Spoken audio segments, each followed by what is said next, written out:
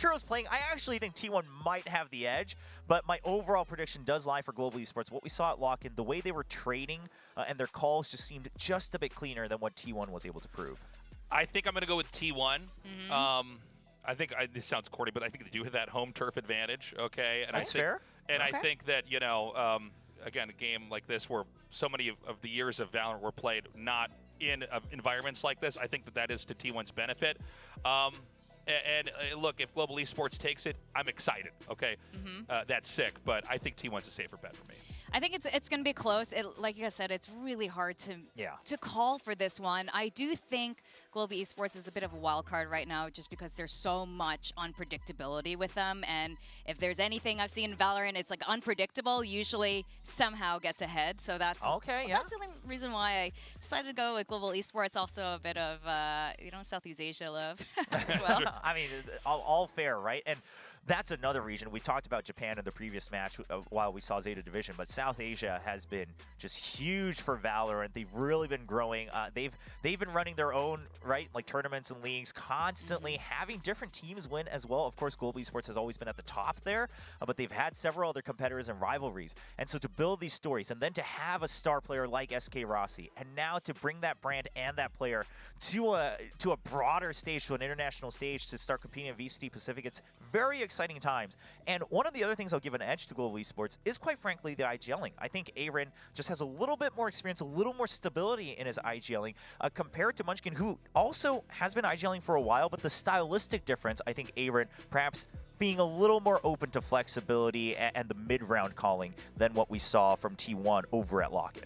Yeah, I mean, it would be, again, exciting to see Global Esports take a big upset. I do think T1, if they don't take this, I'd be worried for them in general for this, because I think there are these expectations for them, and the fact that they do need to actually produce some results when you have, an org that's Korean as big as this, repping them. So fingers crossed for them. Let's see how they do. Have you guys personally been to the T1 tower? Like, what is it called? Yeah, the HQ, yeah. HQ, yeah, I've only seen videos. You haven't been there? No. You're only the old Why did they let me do this? Yeah, you're the boomer esports. You haven't even been to the T1 HQ? No, I haven't. I only had the phone plan. But no, it's because Taste, he spends all his time in studios actually casting, so he doesn't have any free time to go. There's a ball and chain under this desk. You guys can't see it, but a sleeping bag drapes right over there. The T1 HQ is actually really nice and funny to say, but they actually have one of the better catering I've had at different facilities. Oh, no kidding. It's very good. Like Korean food, or it's mostly Korean food, but they actually have a chef that's there at all times to really just cater different menus and different dishes per day. So they have the menu set up and everything.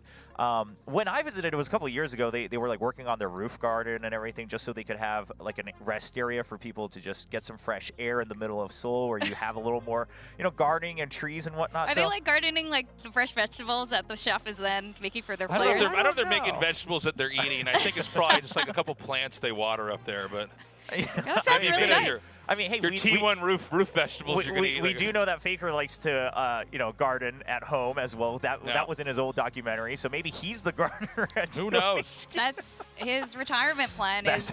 Gardening on the top of the T1 HQ. It's like you can be a programmer for a long time, but eventually it's over to farming. That's the next logical step. So.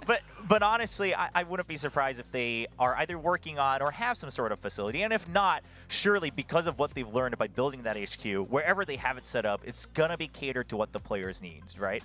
And that's one of the advantages of being a Korean brand now here for VCT Pacific, is you already know how to set all this up. It's not going to take any longer, right? You know where you want to go. You know what's important for the players. You know what the environment's like, the traffic's like here in Seoul. And in some ways, that is a slight edge to some of these Korean orgs, where you can set up a more comfortable environment for your players. I got to say, I'm really happy that we now have all the teams finally here. Oh, it's so exciting. Because it really does level the playing field. I mean, there's a little bit of a growth spurt you got to go through if you are a team, and you got to get your players. And like what you were saying, it might sound very simple, but yeah, you got to be able to get your players trafficked around the city and get integrated a little bit. But then everybody's on a really good internet connection. They can all practice kind of in the same environment online. and you're able to have regular tournaments like this that can go on for months. Well, that's the biggest thing, right? Is that we have them in the studio on stage every weekend, facing off against these other teams that they used to not be able to play against offline. So that's exciting for both the players and the fans, not only being able to watch in studio, but just across the world, right? Watching right now on stream. And I'll say some of the players and teams have been adjusting quite well, right? Two teams that we're going to see tomorrow, like Paper Rex, they had that video showcasing their schedule where they were traveling around their neighborhood. Yeah. And then Cruz from Talon was doing a little dance video with Hype Boy where he wanted to challenge Boaster, who's not even playing in VCT Pacific, but he wants to meet him later. But he was talking about how some of the Korean people in their neighborhood was like watching him record that in the playground. But he did it anyway. He was fine with it. So they're adjusting quite well. So I'm excited for how the rest of this tournament pans out. I mean, honestly, it's really not that hard to adjust to Korea, myself included.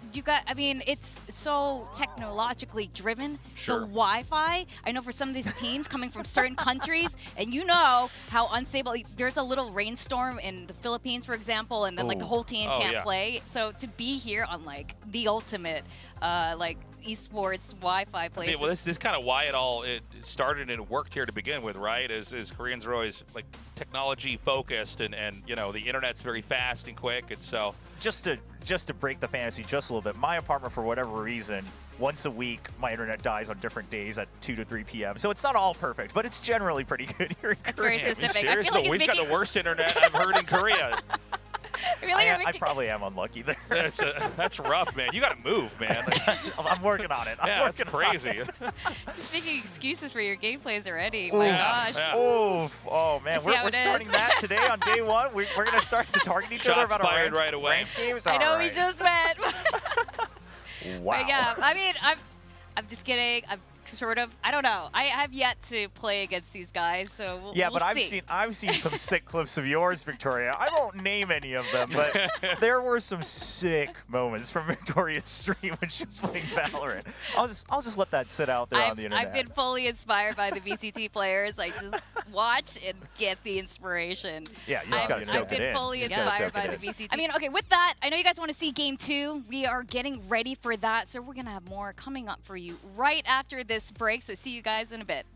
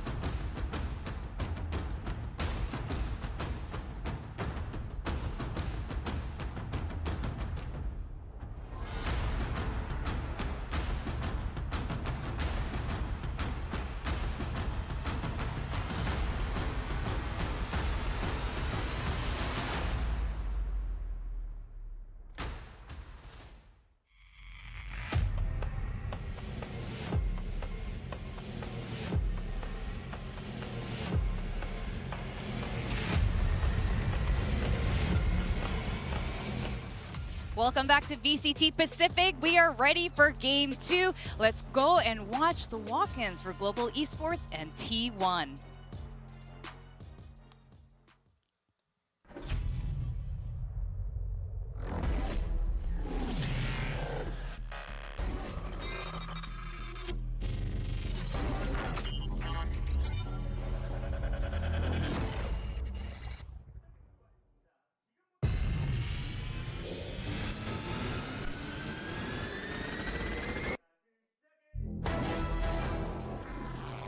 Peace.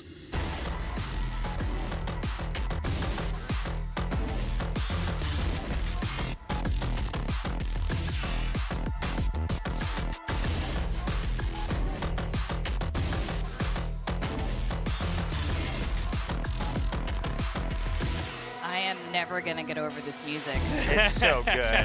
It's just so epic, and man, I just wonder what it'd be like to be a player to enter with that intro, right? And to stand on that stage. Speaking of intros, it's intro on T1! Oh, man, William, how do you do it, dude? Oh, man, I am on point today. But yeah, I mean, I think intro, it's great to see him back on this stage. I'm curious how he's going to play. And then Zeta is going to be the one who's really going to have to bring up a lot of, or, you know, kind of take off the pressure from T1 because he's IGLing now. It's not Munchkin who was IGLing over at Lock-In. So he's going to have kind of that brain power battle against A-Ring. Now, let's not forget, even though, you know, DRX is kind of the big name out here in Korea, and it's the first team you think of when you think about Korean teams, T1 does expect to assert, Korea dominance coming into this. And Global Esports, I think they're going to put up a pretty good fight. I would be very okay with having a big upset here, though. Global Esports actually takes it and crushes through. I think that would really put some heat under the Korean scene to improve even more.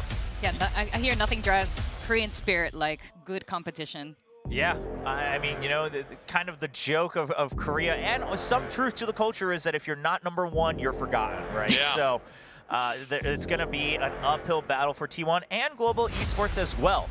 But Global Esports, I think their biggest thing, like you said, Tasteless, earlier, is perhaps their biggest enemy are themselves, right? Maybe they play a little too loose. Maybe it is a comms thing. Maybe it's the fact that they have to bring up all these players who are playing in different regions with different metas and different styles, and they have to bring that together. But if they can just get past that boulder, the skill on this team, it has a very high ceiling. We've got so many different stories with the different teams out here, but a good amount of the teams, and not even just the Korean ones, are that they are almost like a brotherhood, right? They've been around each other for a long time. Occasionally there's 1 or 2 new additions to the teams, but this time around, I'd say, especially with Global Esports, I'm excited to see what they can possibly do and what they can deliver. But as you were saying, William, it is so important that they don't make themselves their own worst enemy. This is going to be, not just a matter of can they execute their strats, their comms, and do what they need to do.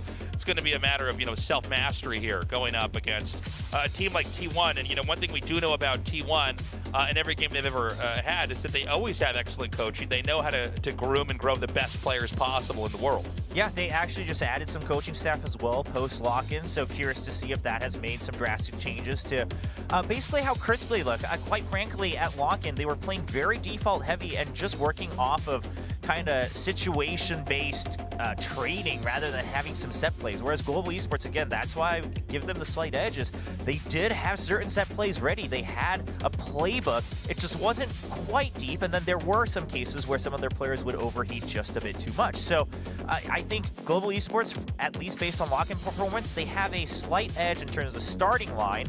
But again, it's been a month, and both teams have had some roster changes, at least for today's match, right? We see some new additions coming up on stage in the form of Ronsky, now representing Oceania here on the Global Esports roster, and then Inter on T1. So we've got the first ban here. It's going to be Fracture. We should note, and we mentioned this in the previous best of 3, but it's probably worth mentioning for the next even week or 2 here with the Korean teams, is that they do tend to want to default on the maps they've played the most.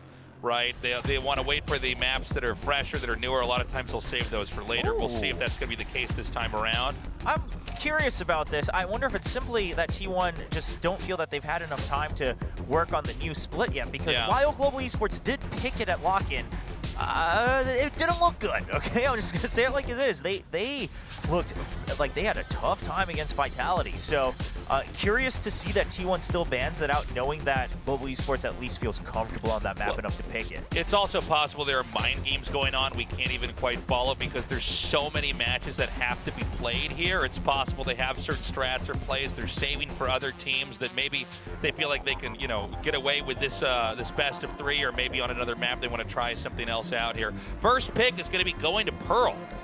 All right, I mean, this was the map they had a win on, right, for Global Esports. They were able to win that second set, and they looked good on it. And this was another, and I'll even say, I mean, this was something that Aaron and his teammates continued to look comfortable prior when he was on X set as well. So I think there's just some comfort in terms of set plays and in terms of calling. And then Haven going to be T1's pick.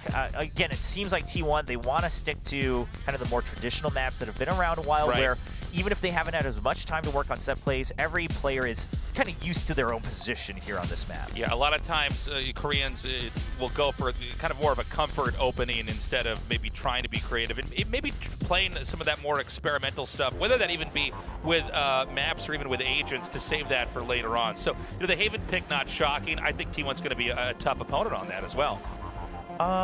Lotus is still left open, right? Yeah. Hasn't been banned yet. We'll see if it comes through on the second ban, but I think both teams might be playing a little bit of chicken, looking at Global Esports wanting to ban out Ascent. Again, a very traditional map, but also one that does rely kind of heavily on certain operator plays and things like that. So Global Esports going to be taking that away from T1, and Icebox ban. Okay, well, that leaves Lotus. So we're going to go to Lotus, okay. If we get to a map 3, we're going to see what these two teams have cooked up here on Lotus. Global Esports did play Lotus at lock-in as well, but again, the maximum we saw it from most teams was once, and it was a one and done at lock-in. So the meta still very much a question mark here for Lotus. Yeah, well, the good news is I think it is realistic we do go to a game 3 here. So I think we're going to get to explore the way these teams play on all 3 maps.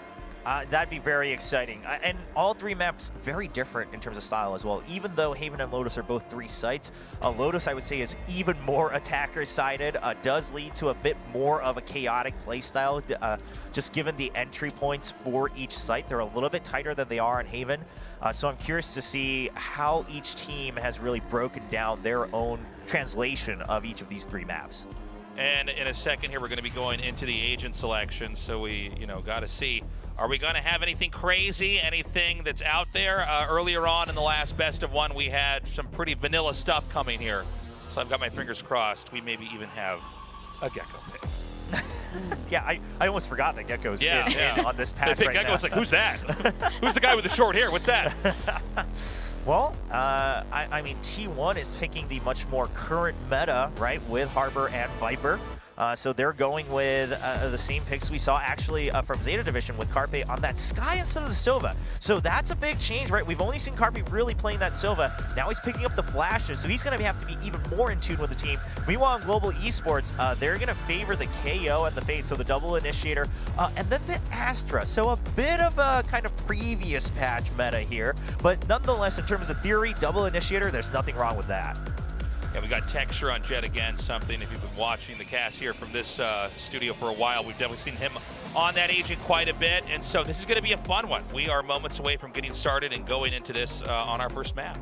That's right, I do think our casters are ready. Let's toss it over to Paper Thin and Achilleos. Take it away.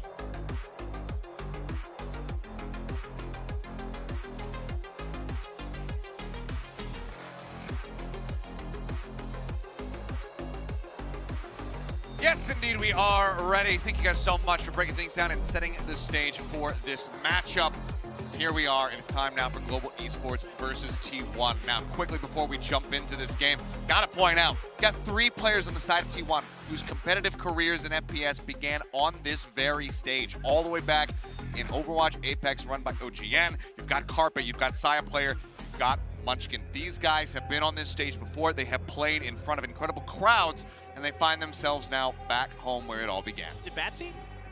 Batsy as well, I suppose. But actually, no. I'm not sure. I believe he was Contenders. He wasn't playing during that era, okay. I don't believe. I was curious. I actually obviously don't know too much about that compared to you, so I'm really curious. But I mean, a really exciting matchup because there isn't a ton of tape on the current iterations of these teams, even before they made changes after lock-in. So not a lot of tape, a lot to prove here between them.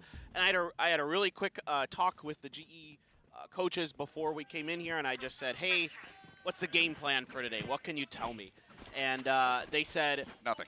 No, they said, look, we're just trying to focus on ourselves because there's just too many unknowns here. We don't know how set heavy. The Des really talked about this, and I think this is a great point that, we didn't see a lot of set plays out of T1 at lock-in compared to GE. So GE is, I think, more just trying to focus on their own protocols, trying to make sure that everybody's in the right spot, doing the right things at the right time. And my price to pay for getting that info is I have to give a good old, GE fighting. All right. There you have it. Intro for now going to be the lone member here from T1 set up at B. They start working their way forward. You can see, though, deep spread here from the side of T1. Still have to wait for a couple of these rotations to come through, but side player is getting himself in behind the squad, but there's a turret set up to catch him on that flank. Should be hearing this now as the plant will be coming down as he gets the spike in. Turret just got cleared, and that's going to send 2 members of GE towards B main, trying to open up space, trying to follow up off this, but gets stunned up. Yeah, the Daze does connect there. Jumping on the corner, Flash comes across. Zayden out, looking for the follow-up kill, and oh man, he's got to get it. The long-range right-click of all things.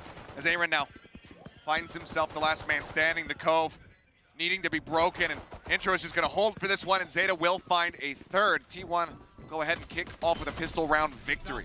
Yeah, this is such a great start here for T1, and the way that they're going to clear backside is so crucial to all of this. Even though they have to sacrifice a player to do it, they send Munchkin through. He's stunned up, he's still following the orders, following the comms of Zeta, and that's a really good sign here for your new IGL, that your players have trust in you to push through even when the situation is bad. A lot of players are going to turn around when that Nova Pulse comes down, stuns you up. Munchkin's like, nope, I'm going to do the dirty job here, and I'm just going to push right in and break some space. You can see there, they even try to lead him with the Trailblazer, but everybody's ready. And then they stun for Zeta, and they pop on through. So really nice retake here for T1. A good start. Let's see how they're going to be able to continue this. And don't leave him hanging. All right, they got it. They got it. Got to work on that fist bump synergy. But hey, welcome back. The timer's still at 29 seconds. So once again, we're going to have a pistol round, and then we're going to have a tech pause. Is this what? Deja vu? Is it? Like, yeah. Yeah, I mean, again, time is a flat circle. These players are back on the stage they began with. We're back after the first pistol round of a series, and yet again, we're going to have a tech pause. So hopefully, nothing too serious. As soon as we get word as far as what's going on, we will be able to push that info out to you guys, but hopefully, it'll be dealt with quickly, and we can once again get underway, because we don't like to see the momentum get halted. We want to be able to just keep plowing forward and see who takes the lead. But already a solid start here for the side of T1, picking up that pistol. We'll see how they fare, though, moving forward into this one. Yeah, I mean, look, if this history repeats itself even further into this match, you know, T1's going to look good out the gate for the first, 4 or 5 rounds. Yes. And then it all falls apart. So hopefully that's not the case. I think this match and the Talon Team Secret match later on this week, tomorrow actually, should be our 2 best matches of the week. I think in terms of like what we've seen so far in terms of like perceived skill level. Yeah, exactly. Having them be a little bit more matched. So I'm curious to see how things have gone, because obviously we had a press conference a couple days ago, got to push some questions over toward Bans, a lot of them specifically around Carpe and how he's been improving and how he's been integrating into the team. And supposedly it has just been an upward trajectory. Even prior to lock-in, we kind of saw that going from the Ludwig event over into lock-in. Carpe looked exceptional. Now we see him on Sky, so we're curious to kind of zoom in on him a little bit more as this progresses to see how that Sky looks, because he was already looking a bit better, a bit more improved on the Sova as far as figuring out what his timings were looking like and whatnot, how he was reacting to enemy movement. Curious to see how he fares on that. But supposedly things have been moving in the right direction. It's time to prove it. I was thoroughly impressed with Carpe at lock-in. I mean, I thought he was placing his utility really well. I thought his timings were good. His shots, his shots are the one thing that I don't think are ever going to be in question in my mind, because of his history as an esports player, where he has been well known for his mechanical ability. That is not going to be of any concern to me. It's going to be more about his utility usage and his timings to be a really effective Sova. And what I saw in lock-in was extremely promising. Yeah, absolutely was. Should hopefully be able to get things underway here in just a quick little moment and see how things are going to fare as we get ready to jump back into this. GE. Just get everything situated. This is first day, kind of normal, I would say. Things happen. It's the first day with so many things going on here. So, of course, the inaugural day of the VCT Pacific League. So many new players here in Korea. A lot of similar faces, but a lot of new faces from Korea that had journeyed abroad previously and are now back with us. Is super exciting. It's just an absolute treat to have everybody here, to have this caliber of team and player for Valorant in Asia is just stellar. I think the thing we all are really excited for this year is going to be the upward trajectory of these teams. Globally, it's been a struggle at times. Let's just be honest. Other than DRX, PRX, and Zeta, there hasn't been many deep runs, and those deep runs from Zeta and PRX are kind of seem to maybe be blips on the radar. We're not sure if they're going to be able to recreate that success. DRX has been relatively consistent, but the rest of the region has had its ups and downs. So now we want to see these guys all start really playing against each other more, starting to improve as a region, starting to push each other more. And for DRX, they want that too. They want to be pushed. They want to get better. So all of this is just so exciting. Yeah, I mean, if you're never tested, you're never really going to get that much better. I mean, you hear people talk about it all the times when it comes down to playing like fighting games and whatnot. You have to have your ass handed to you. Yeah. If you're going to get better at a game, if you're going to have the drive to improve at a game. And the ARX, they've been sitting on the top for so very long. I mean, only a handful of people have really ever been able to topple them in history. You know, New Turn, as well as, you know, F4Q delivering them their first ever loss many, many moons ago. And aside from that, regionally, have not had that pressure on Slayers picking up one single best of 3 against them during a round robin. Yeah, So yeah. it needs to happen more frequently here in this league. And if DRX continues to punch down on the other teams, those teams are just going to get better and better. Exactly.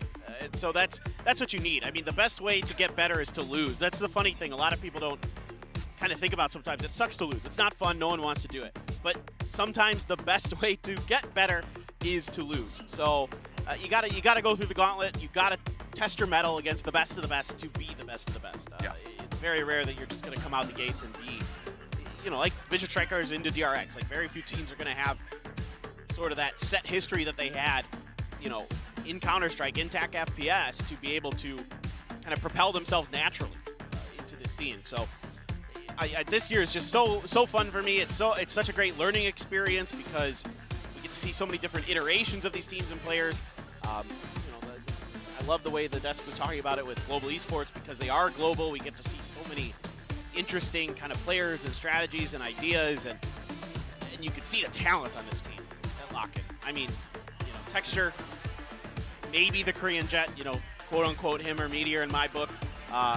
Maybe Saya Player, who knows? You know, Saya Player, unbelievable at times with the guard. Yeah. So I'm really, really keen on this global esports team. I think there could be a real, it sets a future for esports as well if they succeed here, right? That we Sure. can have truly global teams, that we can really start to branch out and start to grow beyond our own regions, to start to really be able to bring these communities together. Yeah, I mean, we saw that experimentation, if you remember, all the way back in 2021 with, was it WGS who picked up, I believe, an import player? Oh, yes. They You know, brought a player from they Thailand? imported a player from Thailand, and that was the first time we had ever had an import player on a Korean team. And while we, you know, these aren't Korean organizations that are doing this global, obviously coming out of India, they're still saying, you know what, we can take these components, we can take Korean players, we can take duelist players, 4 of them in fact, put them on a team together, have this mixed language, and still potentially make things work.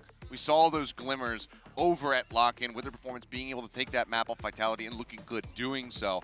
But we want to see that continued growth. I mean, from what we've seen from spending time around this team, you know, especially around the press conference that I was hosting just a couple days ago, you can tell that they are very much leaning into the family aspect around the squad, and it's being felt. Everybody's riffing with each other. Texture's making fun of Aaron. Aaron's making fun of Bazzi, and they're all hanging out together. And I think that one of the biggest things for me that Spin had actually said during the QA was going in early and trying to eliminate the cliques that can develop between the squads. I thought that was really smart. When you do have those Korean players, you know that they're oftentimes going to just, you know, typically they're going to default to sticking around each other because they can speak their natural language, and then they might stray away and not develop as strong of relationships with the rest of the team who might be speaking, you know, Hindi or speaking English, etc. So being able to get in there and just kind of making sure that they're consistently exposed to one another, making sure that they're spending time, that is absolutely paramount to building success and building synergy both in and out of the game. So I really love the way that they've been approaching this. Obviously, there was a ton of questions around, people, myself including, asking, what the hell are they doing in the offseason? When we started seeing this team develop, it's like, this just, like, they've lost the plot. I don't know what's going to happen here. But they actually have been going about it in pretty much every single correct way to make this otherwise unorthodox system and an orthodox roster function properly. You hit 2 really great points here that I really want to expand on a little bit because I think we have time. So, There's first a of reboot. all, yeah. So there you go. First of all, it's the way that I'm hearing their coaching staff talk about, you know, eliminating these cliques, making sure that it's a whole team effort. It's not just pockets of players that are trying to play together. Right? It's the whole shebang, and that's absolutely the right process. It's for any team. It doesn't matter who they are. So first of all, the way they talk really impresses me. The way they present themselves as a team really impresses me. It seems like they've got pretty good reads on their ideas. And beyond that, to kind of even further bring that home, is you're talking about they took all these duelists and turned them into, you know, great players in other roles. Well, what's another team that did that? DRX. Yeah. So that's, you know, it's been a formula for for success. I mean, it's absolutely just, it seems to be a proven strategy. If you've got players who are cracked at aim, they can learn these other agents and fill in those roles extremely well. Mako and Buzz. two perfect examples. Yeah, absolutely. So, I mean, again, it's still early days. We've only had that single series and a single round here in Pacific so far to make any kind of real judgments, but it seems like the overarching approach from Global is good, and that eventually they should be able to get to that level if they're not already. Time will tell as we are getting ready to go back into the game, I do believe, at least I see a countdown. shortly. The countdown is happening. It's a question of, is it real? Is this a test round? Is this the real thing? And it seems like it's going to be the latter. So we will be able to go back into this. Thank you guys for bearing with us as we once again guide you through with our lovely little podcast. This episode brought to you by what's one of our sponsors? Not Louis Vuitton. HP Omen, Logitech. Ralph Lauren. It's brought to you by Ralph Lauren. Anyway. Got some nice clothes. I'm super excited, actually. Like, really nice. Well, early flash out just to confirm some presence around A. Global Esports not too fussed about it. Just go ahead, grab the orb, try to feed it texture. Now they're going to cut noise. See if maybe they can play around with some misinformation here, but it seems like they will just go ahead and drift back. Yeah, I like these kind of eco rounds where you're getting the most value out of them that you can. And, you know, obviously you want to win it, but getting the orbs, getting a couple trades where you can, you know, overstack an isolated player, try to see if you can get a kill onto them. That flash is going to confirm that no one is over towards A main. So coming in through Art underneath this is GE. Going to try to sneak underneath the noses. Now there is the alarm bot right in front of them, and that's going to reveal their presence. Let's see if they press the go button. It does get broken, but they're actually going to cut back through and move over towards water. I like this. And then potentially, yeah, wrap into that mid link.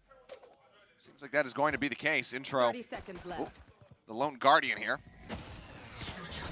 Spectre in hand, does pull back. He's going to be suppressive. Cannot throw down a snake bite here. Try to slow them up, but they have the crossfire, and it's into the meat grinder. As Saya player will mow down 3. Intro claims 2. It ends up being a flawless round. It's just the anti-eco now out of the way. See how they fare now with GE getting some rifles into their hands. Well, I liked a lot of the ideas there, but Global Esports just had a better one. You know, Intro here falling back, and even though he gets hit by that 0 point, you know, that's a pretty big piece of the puzzle to hit, to remove that utility out of that player's hands. Doesn't matter. The crossfire was there, and that's just easy cleanup for T1. Now, I forget, who did you predict here? Who did you out of this match? T1 or GE? I don't typically like to talk about my predictions when Too I'm bad actually it's on casting. Twitter. I can go look. I did go for T1 here. Okay. Admittedly, I think that I with went the GE, so. I was expecting that Intro was going to be playing, and I liked You're a big Intro fan. Yes, I have been for quite some time. But I am not as much. I'm still a fan, but not as big as you. I mean, I was a big fan in 2021. Let's clarify. He had a moment where he was absolutely insane. He was looking like the best controller in Korea. But I did go for see that. his breach on Haven? You can see the bite already set up here to try to catch texture as he drops down off the top of the box. Just a little touch of damage in. Bazzi will be able to safely get the plant across. Yeah, but tons of info there from the Haunt. It just really makes that easy for GE. They're able to just come through, get the plant down. Now you got to play for retake here as T1, but still some couple big guns there. You still got Saya player with that Vandal. You still got a Bulldog in Zeta's hands, so let's see what they can do. Flash is going out. Texture going to be full blind there. Bazzi able to find one. Intro pushes forward, does find Ronsky for his trouble. Texture swinging the corner, takes down Carpe, but here's the flank angle from Zeta. Runs out of bullet, Reese swings with a ghost. Finds the kill, swaps the weapon. Saya player finds Bazzi, and suddenly it's just Aaron left standing. The leader in the IGL, unfortunately, will fall. And they've got just enough time to be able to get the defuse across as T1 will go ahead and close out the bonus. This is the Zeta that we want to see. This is, you know... This is what we were lacking. Exactly. Thank you. That's exactly what I was thinking. I mean, it's just... This guy at times has really, really been so good for Cloud9 when he was on there. Arguably, one of their best players for sure. A phenomenal Sova player who's now being asked to play a lot of different roles. The KO here, now the Harbor, and also IGLing. Yeah. So he's putting it to good success, and I'm seeing a lot of confidence from T1. I'm seeing them, again, react to his calls well. They're doing a good job making sure that they're clearing that backside. And this time around versus the pistol round where they kind of just brute force their way through the close side to Heaven, this time around they send Zeta. He's able to wrap through, come from the flank angle, and that sets them up to clear that angle so nicely and so effectively. And T1 takes the bonus. Yeah, and it seems like we will have Global calling a timeout. So that would be my assumption here, as we'll wait to just get full confirmation on that. but likely going to be the case. I think I just saw a ref give a thumbs up as well, so we should be rolling into that because, I mean, yeah, dropping that third round, not getting kicked back onto another eco without even having those blades available, obviously is not a great position, a great feeling to be going through at the moment. Yeah, it means you've got enough money for a couple rounds probably, because you can, like you were saying, squeak out a Blade Storm if Saya player does fall in the next round. So it's not a timeout. Whoop, whoop. Not a real timeout. Well, it's a tech pause. It's another one. It's good to be back. Are we sure that Bren didn't bring Pansy and Hypoc with him? I'm fairly sure. Okay, just checking. Pretty sure they're back home getting ready for their own stretch to begin. Yeah, I'm sure. We've got everybody kicking off here. Like I say, we're just we're cursed individuals. We are. It's true. People may not realize this. If you weren't watching VCT Korea, for the last couple of years, first of all, shame on you. Yeah. Second of all, we had the curse as well. We do carry that burden with us. Yeah. It be what it do. Not much you can do other than just try to live with it. Maybe we can confer with a Korean shaman or something to see if we can do a ritual. I like my DRX ritual. Yeah, exactly. Yeah. Lift the curse off of us. I'm good at that. I think I can cover that now. So when I go home tonight, I'll try to come up with something. I'll try to come up with a ritual to remove this technical pause curse from us. We literally could hire a shaman. That is a thing that we could do. Yeah. No, I know. For those who don't know, yeah, it's actually very commonplace for a lot of, like, when you're building a new building to have it blessed by a shaman still. That's a thing that has happened. This very building, this very studio was blessed by a shaman. Yes. When it was constructed. And somebody who was a part of that that ceremony was none other than Faker himself. Yes. Was present during the what's the word I'm looking for here? The christening or the consecration of it? That might be right. I think so. Because if you were going to like deconstruct or something, like you would desecrate a whole religious building. Consecrate is good. Yeah. Yeah, I believe that's the case. But I mean, bless would be like the simple way to go for it, but I like your word. I had the word in my head. I just couldn't quite piece it together until the very end. Yeah. But yeah, Faker was there during that. Well, I feel like I'm getting a little bit screwed here because when I was in Japan earlier, a couple months ago, after I went to the earlier today. Yeah, I was there earlier today, which actually could be possible. I went to after I went to the Riot event in Yokohama, I went to Mount Fuji with one of my friends who isn't from the area, but he lived there for a long time after initially moving to Japan, and I've known him for quite a long time from back home. Anyway, we went to there's a temple that's right at the base of Mount Fuji. It's the starting point for one of the hiking trails up to the top of Mount Fuji, and I got my fortune there, and I got the best one possible. So my thought was, okay, I've done it. I've lifted, the curse of this. No, apparently that was for other things. Well, it looks like this time it is a gear issue here with one of the players, so hopefully we can get whatever is causing the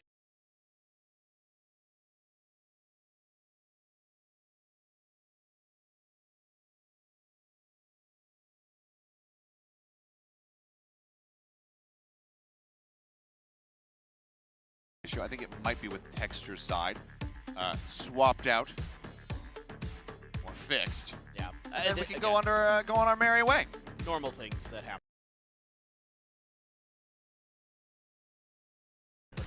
This is just first day. It's the first day. I'm sure some people are going to be posting like, lol, Korean production, lol. Work a live broadcast. Yeah, and come out here and try. Might understand that things can be a bit difficult at times. The technology can be a bit testy from time to time. It's challenging, and that's I mean, we've got a lot of great new equipment. Aaron was tweeting about it, how amazing all the monitors and everything here is, how it's the best setup he's ever experienced, and that's great, of course, and it just takes time to kind of make it all work together. And as someone who worked in IT for many years in a previous life, I can tell you that the best laid plans are to fall apart very quickly in the face of random adversity. Yep, love to see. I know. I mean, I kind of want to at some point. Maybe tomorrow when we come in, I might sneak over and try out one of the PCs because they're playing on 360 hertz. Oh. And I've never tried a Should 360 hertz monitor. I feel like we need to get like all of us on stage maybe playing. To a show match? Yeah. Us versus the Korean casters? Oh, no. Well, we're going to get wrecked. Binbon is nuts. That's true. Binbon is pretty sure he's Ascendant. Yeah, he's Ascendant. So, yeah, he would probably roll us. I have played against him before in your just queues? like in-house games. Oh, okay. Definitely not my queues. Yeah, but I was gonna say. in like in-houses. And I gotta say, his Neon is pretty nasty. Jeez. But at a certain point, you start just anticipating that he's going to run at you, and then you just buy a judge, and then hide on a corner and like A-lobby on Haven, and you just wait because you know he's going to come sprinting through, and you just shoot him in the face, and then swap back over to your Vandal. Pull out the old vanity. Yeah, got it. Exactly. I feel you. Sometimes you got to play like a rat in order to beat somebody who's better than you. It's a legitimate strategy. Whatever it takes to find a victory. That's true. I will sacrifice everything to make it happen. Oh, I am the same way. I'll do anything it takes. I don't care how ratty it is. I will do it to win. I am not above any of that. Yeah. Well, obviously, as we wait for things to get fixed, we will give you guys any updates that we do receive. But for now, the admins are still working away tirelessly on stage to try to get things rectified so that we can carry on our merry way. Because obviously, nobody wants this. Nobody wants this. We all just want to. We all want to play Except the game. Except for maybe Tom Biz. That's because I know he's doing a watch party, so I see. Throwing him under the bus. And he's laughing at us as we have to sit through this pause. Yeah, that's all right. Yeah. He'll have a vastly worse one, I'm sure, on his first casting day of EMEA. I can only hope. And at the end of the day, we might be going through a long pause, but at least we live in a place like Korea, dude, which is awesome. It is great here. You can't say that. It is truly great. Yeah. Much, much, much better. So I love it here. I can't get over it. Plus, our league has we have our own song with a nice animation. Yeah, that's we got right. A sick opening. Get wrecked, nerds. We've got a big studio with hundreds of people worth of capacity that we can fill. It's true. We sold out today. Exactly. Tons of people here. Tons of journalists and we staff. have pauses, but at least it looks damn pretty while we're paused.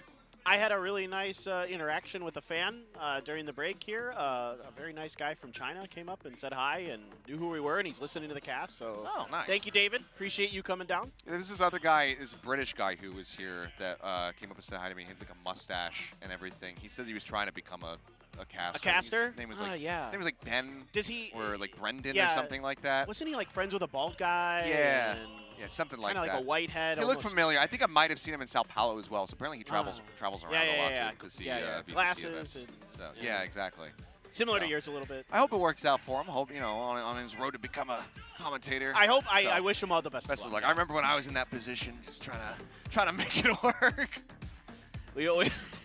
Brent is in fact not listening to the cast. Yeah. He said he could hear us sometimes because okay. during the DRX match, because DRX was just destroying, it was getting quiet. Because there's actually quite a few Zeta fans here as well. Yeah. They bought a lot of tickets for today's match, so it got a little quiet in the studio when DRX was kind of pounding a little bit there. It happens. That or we might find something more exciting or more fun in the Korean casters, so maybe they're being a little more soft-spoken, but we're riled up about something. Either way. Imagine the world where we're more hyped than the Korean casters. It's hard to do. Yeah. Well, people always beg for that. Why don't you cast like the Korean casters? Because it doesn't work as well in English. I just had this very long talk about this on my stream the other day. Yeah, it's just like a big cultural difference in the way that information is presented during a game. But I'm being told that we are going to be getting back into things now, as Texture has had his headset back on, and we can continue on our merry way. So fingers, toes, everything crossed to ensure that this does not happen again. But if it does, don't worry.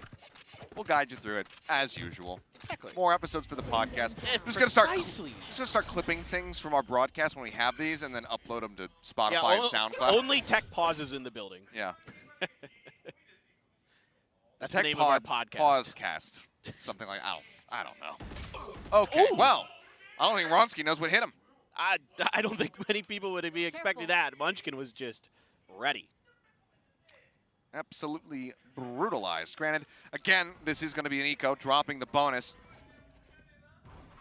Blades are picked up here by Texture, was able to get some orbs and charges, but he gets stunned, and as he tries to leap up over the top, Munchkin will just go ahead, snipe him in the face. Yeah, the utility combo there, so good from T1. A Trailblazer to follow up. Just absolutely destroyed any hope that Texture was going to get any value out of those Blade Storms. Intro here, he's good for it. Yep. Clean against Aaron. Waiting on that lurk. Scoops up the kill again. The push is wrapping around into Art, but once more, there is that alarm bot. So at this point, you suspect that they are both going to be playing together. So as soon as they destroy or trigger this thing, going to know exactly where both players from the side of GE are at. Cutting their way through. Once more, it looks like they're just going to be wrapping around, going for Link. Jump out, and 2 more kills for Intro, finding 3. So a flawless round here. No economic damage dealt here from the side of Global. And now we start looking at this round as super important for Global Esports. You know, being down 4-0 already on a map that, you know, you had to heavily favor them on, just based on both of these teams' experiences at lock-in. But that being said, kind of something people have to keep in mind is there's been pretty significant changes to T1, not only with Intro, but with a few coaches. So again, you know, GE, there wasn't a ton they could prep for, so they needed to kind of try to play to their own strengths. Meanwhile, T1, I think, has a little bit of an advantage here, trying to come out with, yeah, absolutely a good time for a timeout. You know, T1 could come out here with maybe a little bit of the initiative. They can come out with a few surprises, a few set plays, whereas GE,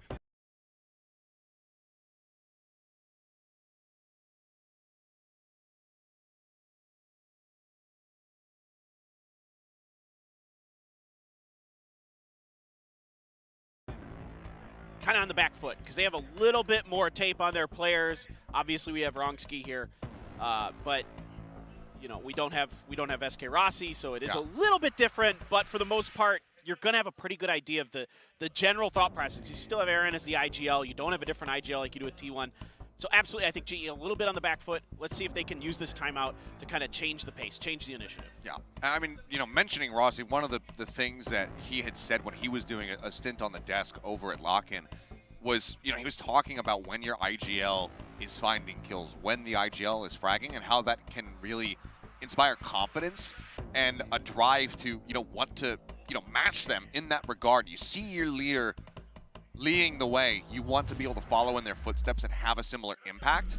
He's talking about that quite a bit, and right now we're not seeing it as nearly as much from Aaron as we're seeing it from the side of Zeta. So we need to see Aaron really start finding impact in these rounds, do some great shot calling, find some frags to really just start getting Global up to snuff and pull them back into this. Granted, I'll have to hold that thought as, yeah, it's going to be a rush play coming out. Side player does get flash, pulls back. Carpe going to be taken down, and there's Aaron finding that initial kill. There you go. Fragment sent out, trying to zone him back, but you can see Global just pulling away from this position, not wanting to test their luck anymore. They're happy with the kill that they got, and they go ahead and they back away. Yeah, the pick and run. And this is precisely the right time to kind of highlight the point you're talking about. Aaron needs to pick it up. But the thing that I was really impressed with Aaron at Lock-In was his lurking. He was all over the map, hitting opponents in the backs at great times, especially on Lotus. I thought he was really, you know, as not great as that map went for GE. I thought he was doing pretty well. So I like what they're doing here. Leave Aaron on his own, isolate him, and if he can start finding success, that could snowball GE further into rounds. But this time they poke out. There's no alarm bot here, so I think, or maybe it already got cleared before I looked at the map and didn't look. But regardless, GE pulling back right into the heavily fortified B site. Oh, the alarm bot is down in B. Okay, by the doors. Got it. So it wasn't there. But I think that might have caused GE to kind of second-guess themselves here, where they thought it might have been a trap. However, I mean, T1, despite the early kill, they do have the correct read on the site. Fight to try to delay the entry. Texture up over the top of the screen. Side player waiting for the push out, and will get the headshot. Follows up for a second one. And Intro's got covering fire. Soronsky gets taken down. And the advantage completely falls apart. Now with just 12 seconds remaining, they're backing away. Aaron tries to get the flank, tries to find another weapon, take it out of the hands of T1. But even Bazzi cannot survive. Gets picked off at the very end. And Carpe, the one casualty taken down within the first 10 seconds of the round. And T1 will go ahead and close out yet another one. Yeah, what I think happened here is that they pushed towards, or got outside of it, got to the spot where the alarm bot normally is. It wasn't there this time, and decided to rotate off of it and just, you know, T1 guessed correctly with their positioning, and you run into that crossfire, you run into those defenses, no matter what. The defenders have a huge advantage in that situation. So T1 able to convert with some nasty shooting from Saya player up on Heaven. One of the things I will say is that, again, back at Lock-In, I believe it was Rishi, we had an interview with him, and he had said, you know what, the team often starts slow. In their scrims, he was saying, GE.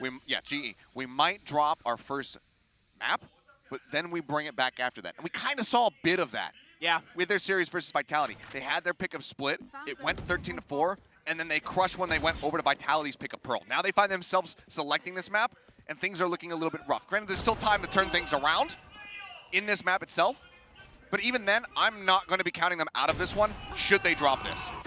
No, Messiah absolutely not. just finds 3. Texture with a nice timing, does come in off the flank. Still though, man advantage in the hands of T1. Pit going to be abandoned over in mid as they try to get themselves back into a retake position. For now, just waiting this out. Spike not planted. Bazzi going to go for it now. Have to plan on the other side of this wall. It's not a default, so the spray doesn't get any damage across. Playing it right on that front left corner. Just outside of Art. Flash out, Texture tucked away in the corner. Carpe finds one, yay, the push out, Carpe gets another one. As the Cove comes up, and Carpe's got the finisher. Quick, snappy headshots coming across. As T1 will now move up 6-0. Yeah, like I said, there's no doubt about this guy's mechanics. They are absolutely crisp and clean. He is phenomenal. Now T1 guarantees themselves at worst a 6-6 half. So that was, yeah, I mean, Saya player getting aggressive with the op, and we've seen it tons of times with this guy. He is absolutely nasty with that operator. He's able to find some super early value. Before the flash, gets ahead of it, catches Aaron trying to cross through.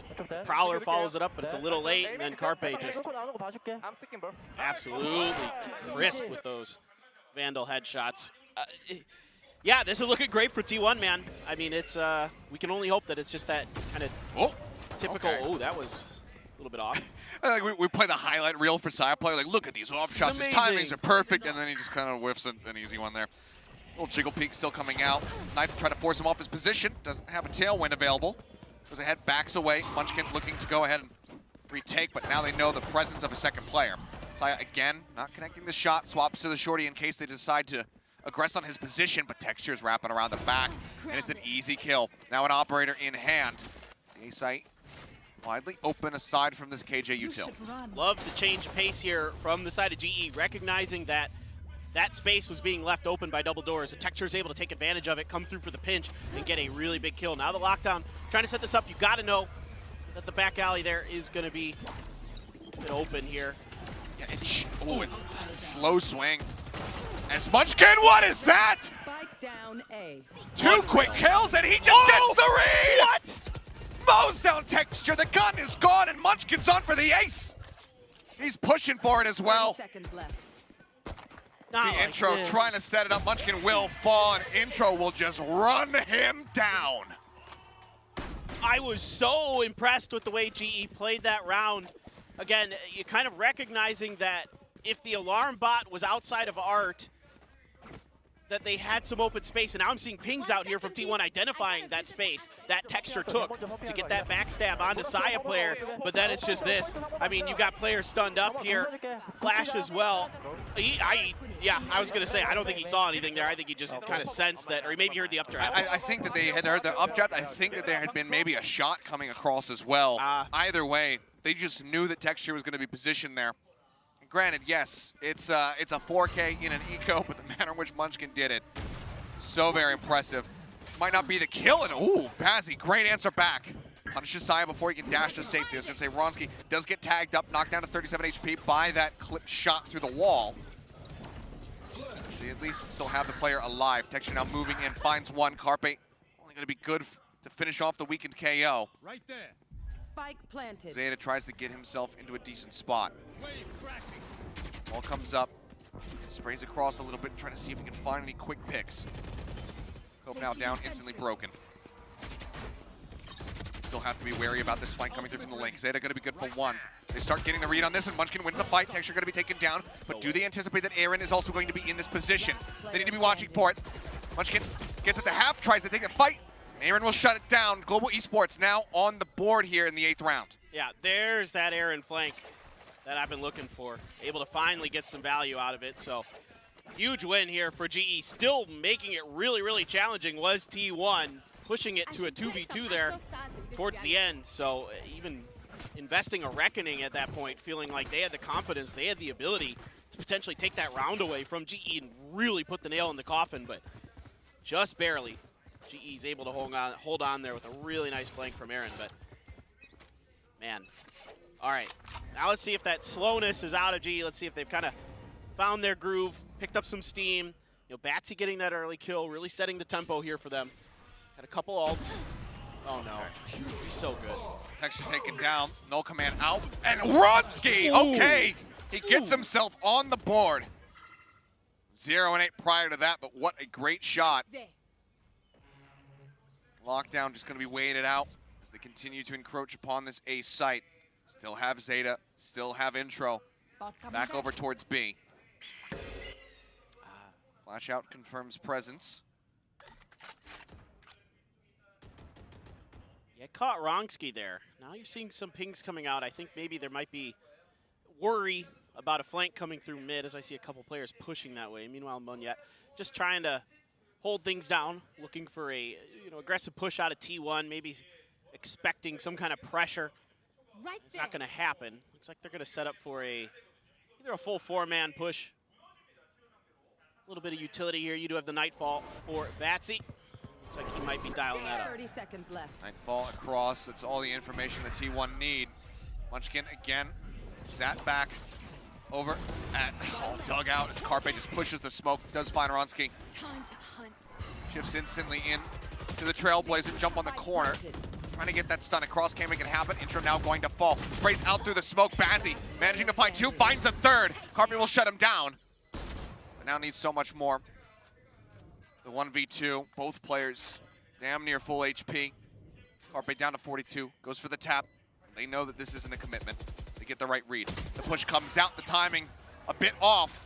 As Aaron will go ahead, be the finishing blow. GE put a 2nd round on the board. Yeah, just phenomenal discipline from the side of GE on this. Holding back, even though Carpe has a really nice cheeky little play, find a pick out of the smoke. This backstab here finds great timing onto Wronski. Wronski kind of having to act as that entry, as the KO. Still though, Batsy, crisp. Really nice shooting here from Batsy. Starting to come alive. Big first kill in the previous round. Now he had 3 kills in this round. Aaron there for the cleanup, and GE seems to be finding some steam, finding some momentum. Texture back with the Blade Storm. Gonna go up and over. I mean, Saya was swinging back out to try to snipe him. Boldly played. Texture 5 and 9, I believe, at the moment. Need to see more impact from him. This is, again, I mean, potentially a similar story to Lock-In, where we saw a lot of roughness around the edges, not a lot of impact found, and then after they had gotten past that first map, it's when they really started to jive. And obviously, you don't want to have to rely on a map 2 all the time. Putting yourself down at match point. You need to be able to pick up those first maps. Trying to sneak Munchkin in here. There was a knife to check this. 2 kills, and they do convert. Munchkin finds 1. C is going to be burned. Munchkin cuts back across the opposite side of Hall. The push coming in, and snaps onto Texture's head. Now spots out Bazzi. We'll start backing away. Aaron still rotating in to try to reinforce his position and make this a winnable situation. Spot, and it's not even Munchkin who finds the kill. He will get the 3rd and final of the round as T1 stop the momentum build up. I love the way T1 plays this. I love the protocols in place here from Munchkin. He misses. He dodges the 0 point that goes just outside of back sight. Immediately after it's done, they pop up the toxic screen. He moves back into back sight, and they have no idea. Yeah. GE's not ready for it at all, and Munchkin's able to find great kills. Again, you could see GE wasn't even looking in his direction because they thought it was clean. They thought it was clear because their 0 point had just touched it, but he found a perfect timing to sneak in there undetected, and that changed the round for T1. Well played by them. Making their way forward. Heavy presence here towards A. At least want to grab the ult. Bazzi, nearly with his 3rd Nightfall in the half? It's a lot. He's playing really good right now. Pretty much guaranteed to have it now. Texture dashing forward. They are prepared for this. Double nanos. Gonna cut off any swing potential, but Texture still gets in there up in front of the wall. Zeta not necessarily expecting that position. Does end up getting clipped. Munchkin, however, looking to anchor around the back of Secret. Good for one, but Texture goes ahead and trades up, finding himself a second elimination. Spike now planted 4v3.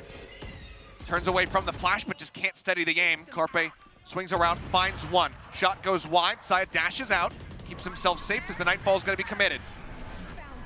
Manages to find two. Saya, however, not clipped by this, still has his audio, but Aaron comes up with two, now a third elimination. And again, that's what you want to see out of your IGL. Perfect stuff here from the side of Texture in the beginning part of this round. Able to win two huge trades off the rip that give GE the sight. This is the Texture we're looking for. This is the guy who has been so consistent in Korea as a Jet player for so long. Previously for Damwon Kia. Now, of course, they're D+ Kia, but this is just huge here. You know, outdueling Munchkin, some help, some friends there. And then Saya player, another nice shot, but Aaron from range. Oh, what a tap. Yeah, just swung right into it. Gets the setup to finish off Saya. Beautifully done there. GE now very much need to net this fourth round victory for them here right at the end of the half. Swing out Aaron, spotting everybody. Oh boy. Expecting the rush. Sends out at least one nano as the second, and they should know exactly where he's at, given that that dog did not clear him, and despite the fact that he opens up damage onto Carpe, takes him to 1 HP. Carpe will be able to finish it off. In the meantime, though, B-site has been taken. GE are very much entrenched. I mean, look at this positioning. No one fanning out over towards main. They're all pushing towards spawn, getting ready to just clash completely against T1. Yeah, I think they thought maybe the space would be open, and instead they're going to be challenged for it. Taken down, 25 health. Tries to play forward, Zeta just bangs the box. Finds that kill. Texture going to be good for one, pushes back out, but the trade up comes through. Now it's just Bazzi. And yeah, I mean, lockdown committed, doesn't matter.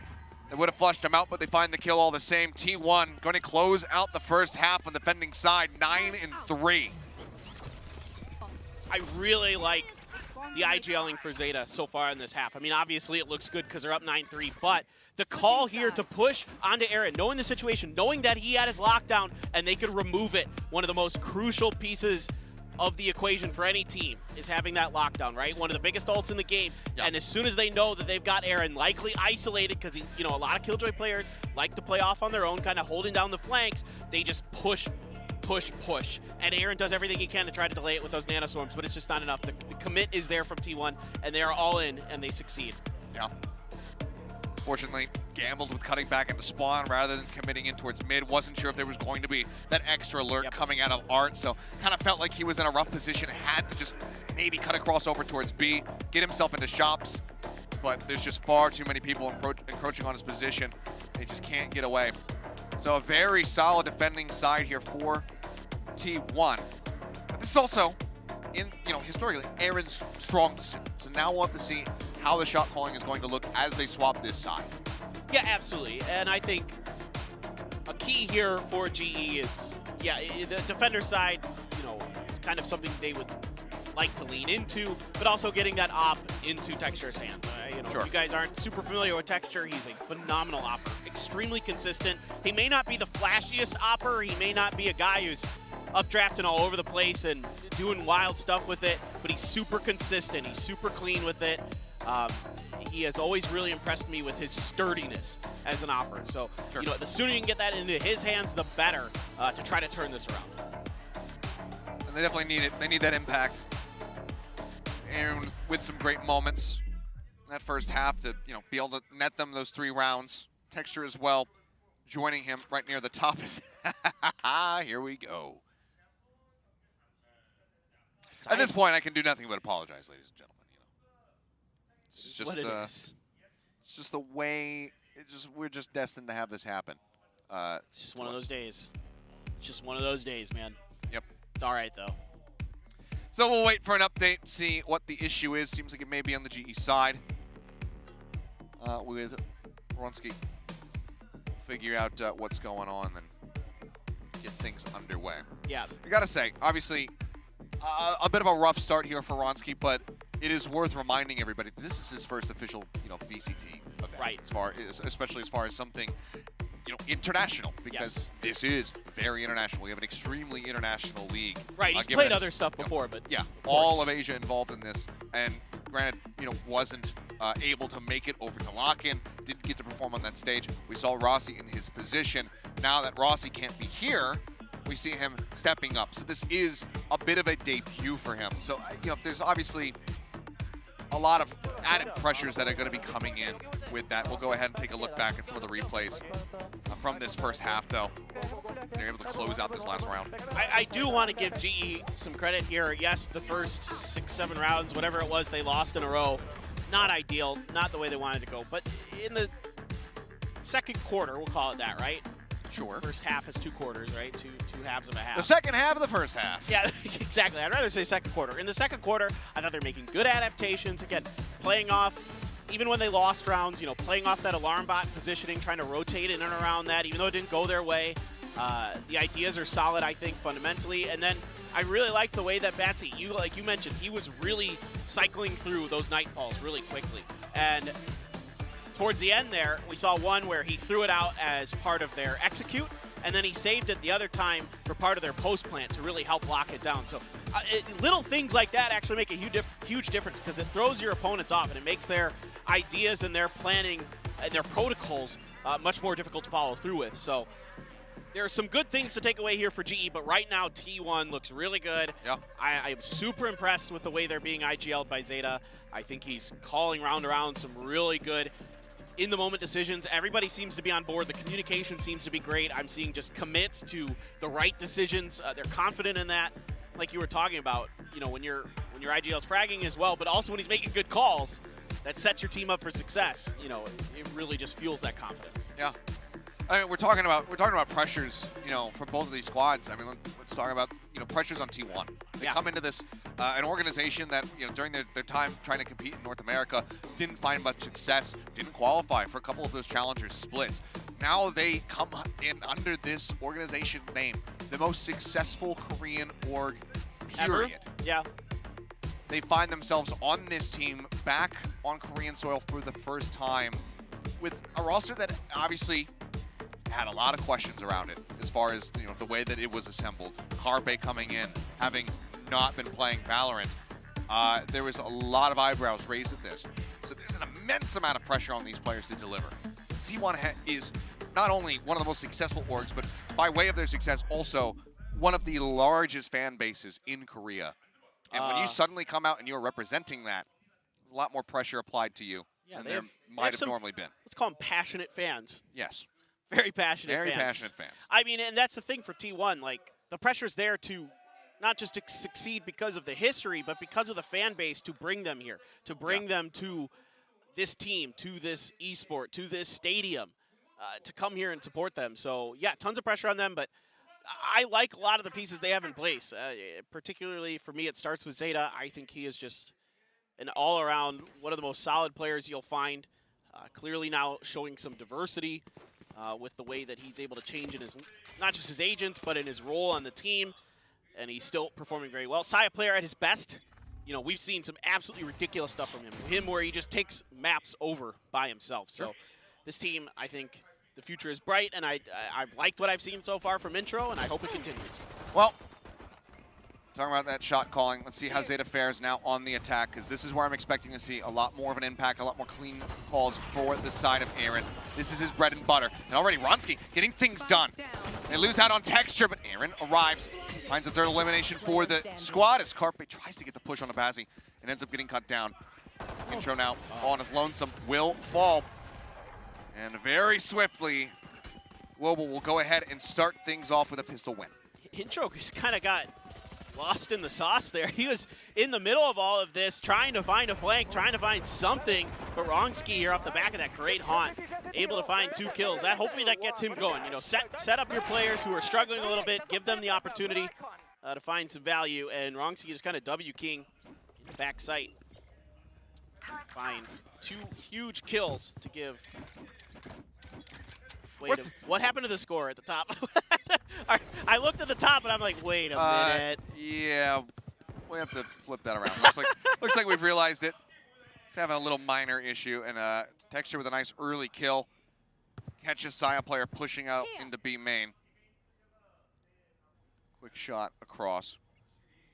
As, hopefully we'll get that UI rebooted and reset for you guys here shortly. In the meantime, T1 trying to get set up for this attack on A. You can see all of that. KJ Util just dumped in front. See how they fare against it. It's still not pulling the trigger just yet. It looks like they want to get a little bit deeper with Munchkin push through Art, and now they're going to commit. Okay, and they managed to clear it all out, so Nano not going to be able to slow them up. The Star not going to be used. Aaron swinging around the corner of the Seas. Does get used, and he interrupts that plant, but Munchkin and Carpe finding another. Pull off the spike plant. Bazzi swings in, which are now going to fall, and suddenly it's just Carpe left. But already, still decent damage found. 3 weapons knocked onto the ground. Not going to feel too bad, and see Carpe definitely going to be feeling a bit more confident with his Spectre in his hand, but Texture does swing out and finds that elimination. Yeah, this is a pretty decent round for T1, all things considered. So, by the way, it's 5-9 the other way around, but yes, we know T1 is still ahead. Oh, okay, Texture gets the opening kill there at range on the B long. Batsy again being really solid here so far in this match. Carpe continues to show us that he is a no-doubter when it comes to an esports player. Still has a ton of talent, no matter what game it is. I just want to point out that I should have mentioned it at the start of the map. What's up? But actually, first pistol loss that this roster has seen, that Global Esports has seen since becoming a Pacific franchise team. Oh my God, We're able to get every single pistol round versus Vitality. Yeah. It was the follow-up anti-ecos where things started to fall apart because the sheriffing coming out of Vitality was so damn clean. Nitro watching, a little bit delayed reaction. Takes a smattering of damage, pulls back over towards Shops and tries to go for that snake bite. Prowler's on the chase, but as is Texture, and Monier's going to be the one finding the kill. Full flash in on the Texture, has to back away. In the meantime, Aaron and Ronski, now Bazzi falling down. Looking for the steady aim. Munchkin will be able to get him in the end. And T1 wresting control away from them again. They will go ahead and close out the 3rd round of the half. Yeah, there you go. Munchkin looking phenomenal today. Oh, yeah. I mean, he struggled a bit at lock-in, right? And here he has looked really, really good. And that's encouraging here for T1. I think just freeing him up, maybe, the IGLing. He's been in IGL in the past, so it's not like he hasn't had experience with that. But, before he moved to T1, I mean. Sure. But, freeing him up for this, now you're able to really get those lockdowns pushed through. He's only 1 away from that. See if they're going to make a play for the orb here, try to get him that lockdown, indeed. And then see how they want to play off of it. If they're going to commit to A site, there's already a push through Art towards mid, so a lot of info here on GE's side of exactly what they're doing. You can see how wary they are about this approach just to get the orb. Didn't just go for it immediately. Yep. They're suspecting that there was going to be some kind of resistance with GE knowing that he was going to have that lockdown available, but not found. Texture now back over from Art into the site, off at the ready. Yeah, too much pressure here. So T1's just kind of, they're not liking this. They're not liking this quick adjustment, even though they invested a little bit of utility, not enough that they feel like they have to really overcommit. So let's see where they want to place this. If they go to B, where they want to place this lockdown, there's kind of that cubby right on the right-hand side as you push in that you could potentially get it in. If you get real deep, you can get into the back of the site. We want to see how this goes. Wrongski, a lot of pressure on him to make some value. He's able to buy a little bit of time. There goes that lockdown in that cubby I was talking about, right on the right-hand corner. And it looks like that is going to force GE back. Yeah. Nade goes in.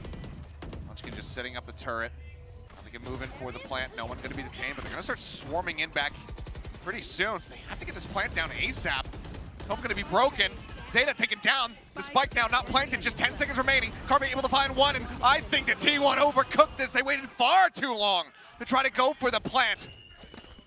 And they completely let it slip out of their fingers, and Global absolutely grab onto the victory and do not let go. A lot of trepidation there for T1 that entire round. You mentioned it early. After they got the orb, they still played it extremely cautiously. Like, they were still super nervous that somebody was going to make a play off of that. They never did. And in fact, GE's whole game plan there was, wait, post-plant. Let's wait and, see if we could we got the opportunity to disrupt the plant because it took so long for T1 to feel comfortable to get into that position where they could go for the spike plant. Yeah. I can't help but wonder or suspect that this tactical timeout being called by T1 is simply Coach Autumn coming in saying, guys, can we just actually plant off the lockdown? Don't wait until the lockdown is over. Move into the site, please. Yeah, you guys can just, send a couple players ahead there and make sure it's clean. Yeah, it's just far too delayed. Yeah. The Cove is not reliable enough No. to get you a plant under those circumstances when GE's going to be rushing you when they have rifles. If it's an eco round, if they have pistols, sure. The Cove, it will last a bit longer. Even then, still incredibly risky when you've got no time left on the clock. It's pretty hilarious now. Like, it did not take long for teams to just be like, Cove down, ping it, everybody shoot. And then it's gone. Oh, yeah. I It mean, does we not saw last it. very long. We saw it from one match to the next, you know, with Talon playing DRX. Exactly. DRX were getting away with it versus C9, and then all of a sudden they go and they play up against Talon. Talon's like, oh yeah, they're doing that same thing. They're just planting on the corner at Icebox B site. They have a Cove. We'll spam through it. We'll kill stacks, and suddenly we'll win the round. Yeah, who would have thought? It just, it does not last that long. I mean, the Cove is, really powerful in when there's not a full team or 3 rifles pointing at it. One rifle it can hold up against. Once you start adding that extra firepower in there, I mean, it's really an interesting tool, and I think a lot of interesting stuff being used with it. But the coordination from our teams is, of course, top notch. So it doesn't survive too long. And oh my God, Carpe! Okay. Carpe aim very good, as it turns out. Bazzi though also excellent. Trying to juggle that op. Texture usually really good for it, but this time Carpe just better. Caught him a little bit off guard. You can see the crosshair placement from Texture was just a little bit off. Saya up on top, Smoke gonna dissipate. Bazzi able to stabilize, gets the second before Zeta can find the kill, and now he finds himself with 11 HP, and Munchkin split over towards A main. And Munchkin had the spike. Could potentially creep in and get a plant down and allow for Zeta to move up. But now they're just gonna go for the crunch. As Munchkin will be good for one, ends up falling. Weapon retrieves, Zeta trying to sprint, breaks line of sight, sends out the wall to slow. Fragment at the ready. Cove now thrown up. At least the plant will be coming through. He's just out of range, doesn't get caught. But this would surely be a miraculous clutch, and I don't think it's gonna happen, and it won't.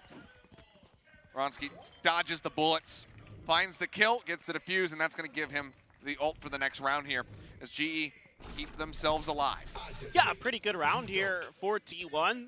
Get a decent amount of value, get the plant down, 4 an eco, so can't complain too much about it. It all starts with Carpe here. I mean, again, the mechanics for this guy are absolutely otherworldly, and he catches Texture off guard. Texture not ready for Carpe to be that far pushed up, and the crosshair was off just enough, and Carpe was clean enough with his. He's able to get it done, but Batsy, man, he's looking really good today. This is that Batsy that, at times when he was on Slayers last year could absolutely start taking games over. Yeah. I mean, you have to think T1, if they could just finish him off a little bit sooner, maybe they end up converting that round. And Bazzi, good to stabilize, get that spray down. Instrumental in the round victory. Intro now, creeping across. Texture seemingly having a perfect idea of this. As his crosshair placed just perfectly to play whack-a-mole with this Viper.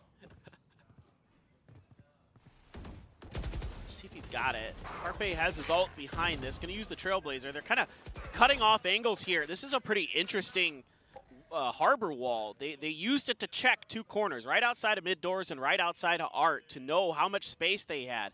Now they're going to use the Cascade to try to push through. But I did see, I was going to say Monyet had pushed up right towards the doors. Gets that pick. Finds that kill. I mean, he's expecting some pressure coming out of Art. Backs away, but now we'll know. They're playing in through the doors as that flash does not connect from Carpe. The audio cue, and Zeta trying to get the wall up in time, but it's just going to take way too long. So it just has to wait out the 0 point, or rather the null command. That's going to take a while. 30 seconds left. It lasts a bit. Flash now burned. I've got your trail. There's going to be just enough time for this. Looking for the blind spray. Texture going to be taken down. That's Hall's cleared out. Seeker connects. Runsky having to walk across the bite. Cope now down again. Time running low, but this time not necessarily in position for the punish RGE. So the spike gets planted. Reckoning now invested. Zeta just having built that up off the plant. The Munchkin spotted, and Moniette spams him down through the box. Now sends up the Cosmic Divide. No one is in front of this. No one is playing back Hall for the side of T1. Carpe has to be the difference maker. He finds one and narrowly survives. Backs away, 30 HP in his hands. Carpe could potentially be the one to make the call for if they're on the spike, but it won't even matter. They just push their way in. They force the issue. T1 again pick up a round win. I am flabbergasted. I mean, T1 there has nothing but a Carpe flash for any kind of utility and the heal, but that's not important to this situation. And Carpe has just been absolutely insane. Moniette there trying to do what he can, but this guy is firing on all cylinders. Zeta 2 here just comes in at the perfect timing. They time it's a 1-2-3 go. They push together, and that's huge. And you can hear them in the end of that comms. They are fired up. Now 11-7. One more here for the side of T1 to take this to map point. Texture, no weapon in hand, does have that Blade Storm, but Carpe gets a pop flash out. We'll find Moniette. Ends up falling, and Texture overheating a bit, tries to go for the pursuit, and Saya player is able to reset the aim. It's the one-tap kill. There. 2 players down. T1, they do lose out on their flashes. That does make it a bit more difficult to approach some of these sites, but the same could be said for GE not having those defensive smokes. I like the idea here from GE to try to push out a little bit, to try to take some space. Right there. But T1's been also kind of keen on taking a lot of these early pushes in towards Art, in towards mid. So this time GE is going to come out on the better side of it. A duel coming forward. Bazzi needs to win this. He's good for one. And somehow Runsky just narrowly misses out. Just firing near millimeters away from Munchkin's head. That leaves Aaron, IGLG, now in a 1v3 scenario. Low HP on Saya, but he's not going to be the first challenge. It is going to be Munchkin just around the corner, and clearly not expecting it. T1 will close out the round and now take this 12-7. Yeah, T1 looking so good here. Good to see Global Esports start to punch back, to start to find some kind of rhythm. But Munchkin has been really damn good this map. And continues to be so. But this round just really comes down to this mid push from Global Esports that just didn't quite convert. So now they're on not great money here for this round. A Guardian, a Spectre, a Stinger. They invested completely in that previous round. So the economy here, very, very slim. I'm curious if it's a let's move on, we typically do start slow type situation, but we're not seeing that timeout call coming in. Yeah, that's true. We just had, what, 1 apiece, I believe. I believe you're right. So I wonder if it's just a GG, let's go next, let's not linger on this too much. Really try to overcook something that's already burnt. Can you, if it's already burnt, I mean, you start overcooking it, then you're getting into... You're still going to start a fire. Yeah, exactly. Which is what you don't want to do. You're going to burn your house down. That's not ideal. Ooh, good spray. Yeah. Texture taking minimal damage. Runsky needs to be instrumental here. Guardian in hand, though. Sends out a couple taps, backs away. Texture finds one, finds the other, snapping onto Carpe, snapping onto Munchkin. He keeps them in this. The lockdown now invested. Zeta still going to try to go for the plant. Limited time, but doesn't have very far to go to exit from this lockdown, so they go ahead and pull away. It was used so deep back towards the spawn. They get themselves out. They check the flank. Nothing found. A single bite available from intro. Is it enough? Yeah, this lockdown gave them enough room to push this angle. So now they got to get there, but that spike is pretty deep on the edge. Cease connects. The bite being waited out. Tap on. Monier holding for it. Gets it at least a half, and he's just going to be holding this. They have to spray him up. Intro's going to be good to find one, but they can't interrupt it. The defuse comes through just a fraction of a second too late.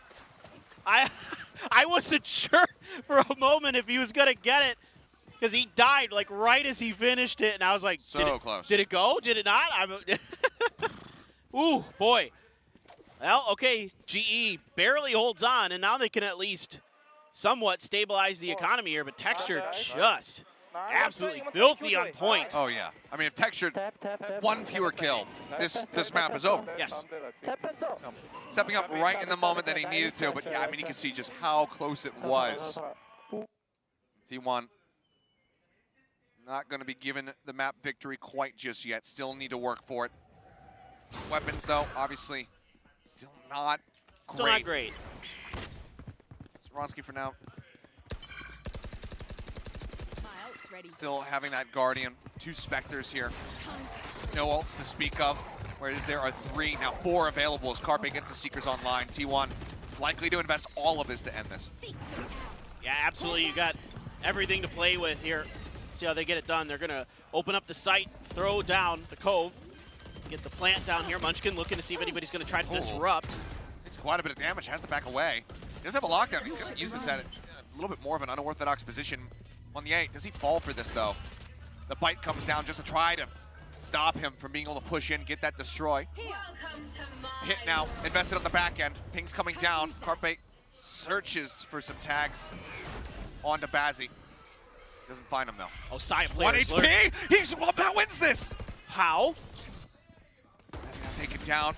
The lurk from Zeta is beautiful. Finds one Ye. Now it's 3v4. The pit still up, the spike ticking away. They need to get onto this. They're running out of time. It seems nigh impossible. And yeah, with an nano ticking, that's just gonna do it. Intro will spray down the final 2 players as T1 take Pearl 13-8. A really good showing here for T1. Again, a lot of changes in a lot of different areas for this team, and a lot of it looks pretty darn good. It looks like they really addressed their problems, at least so far, at least one map. I know it's not a ton to go by, but from what we saw from this map, you know, the changes seem to at least initially be working. That's a good sign. GE, I thought this was going to be a tough, you know, first map no matter what. Even though it's their pick, you know, it's coming into, again, a team that has made a lot of changes, so it's tough to get a read on exactly what they're going to be bringing at you, how much they've prepped. Like, you have to assume that Pearl's going to be the map they're going to be gunning for. So you can, you know, as T1, you could float that map and practice some stuff, and you can see that they absolutely did.